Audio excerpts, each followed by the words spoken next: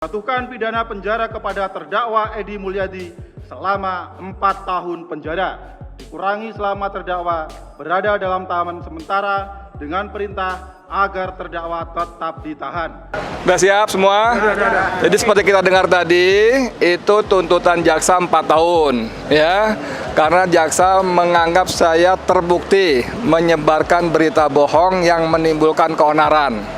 Lalu dia mengutip jurisprudensi keputusan kasusnya Ratna Sarumpait di Pengadilan Negeri Jaksel, ya, sama Habib Rizik di Pengadilan Negeri Jaktim.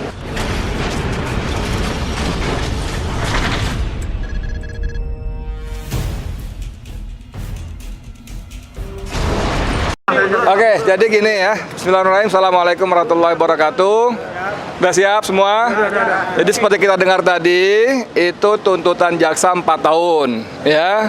Karena jaksa menganggap saya terbukti menyebarkan berita bohong yang menimbulkan keonaran. Lalu dia mengutip jurisprudensi keputusan kasusnya Ratna Sarumpait di Pengadilan Negeri Jaksel, ya, sama Habib Rizik di Pengadilan Negeri Jaktim. Lalu beberapa poinnya sini, Bang.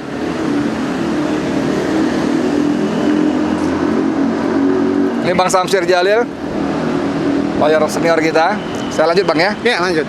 Jadi ada beberapa yang keliru besar di tuntutan jaksa, yaitu antara lain dia mengatakan bahwa saya menyebarkan berita bohong antara lain pada soal aset-aset di Jakarta yang akan dijual.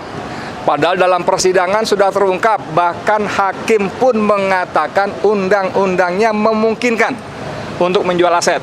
Memang ada pilihan lain, misalnya disewakan dan sebagainya, ya, tukar guling dan lain-lainnya. Tapi dalam persidangan terungkap bahwa yang saya sampaikan itu adalah mengutip berita. Beberapa berita saya bacakan di persidangan, antara lain sumbernya Dirjen Kekayaan Negara, HKN, Harta Negara, bahwa ada rencana menginventarisasi dan menjual aset-aset Jakarta. Itu yang dipersoalkan, dibilang saya mengatakan berita bohong. Berarti apa mulai dong, Bang? Oh iya, pasti. Lalu yang kedua, dia juga mengatakan lubang tambang milik Luhut 50 lubang itu bohong. Karena faktanya menurut citra satelit tidak ada.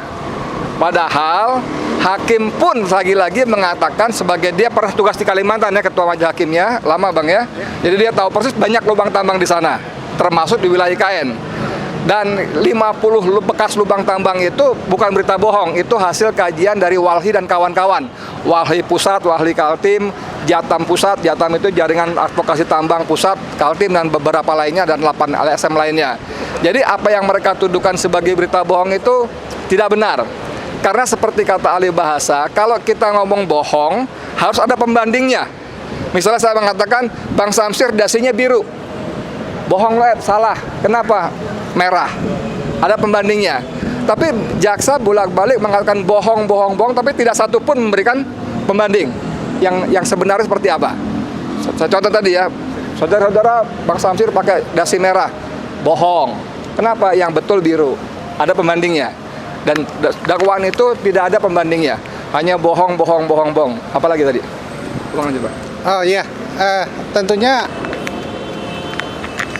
dakwaan yang disiapkan oleh JPU itu cukup panjang, ya. Tapi yang dibacakan itu 500 dalam jumlah 500, mungkin sedikit lebih ya, dibandingkan dengan dakwaan yang hampir 1000.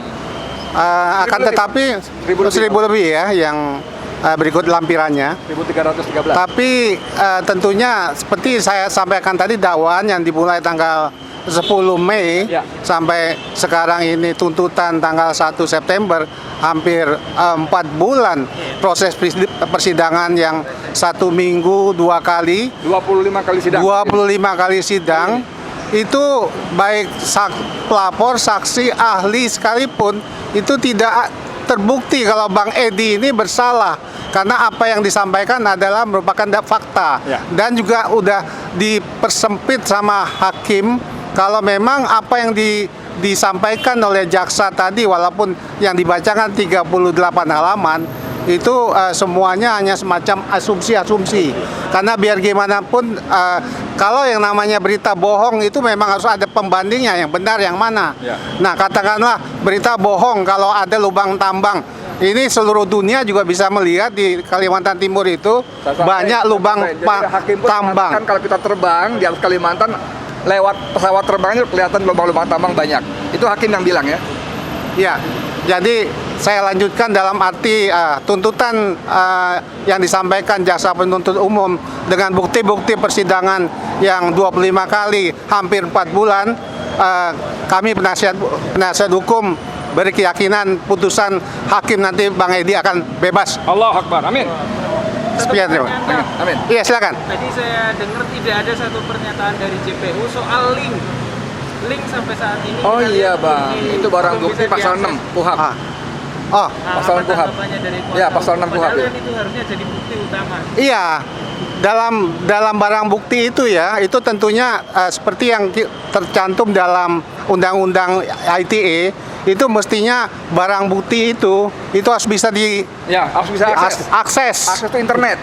Nah, sedangkan yang diberikan oleh pelapor maupun saksi adalah hanya USB dan screenshot saja. Yang diputar Jadi memang ini sangat betul-betul tidak sesuai dengan barang bukti yang mestinya disampaikan di persidangan. Ya. Malah kemarin sebelum sidang ini ya, 2 kali sebelum sidang ini itu seorang ahli pidana menyebutkan jika seperti itu barang buktinya itu diabaikan.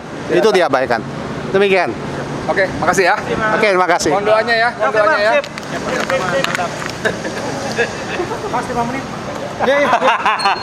Bang Basit.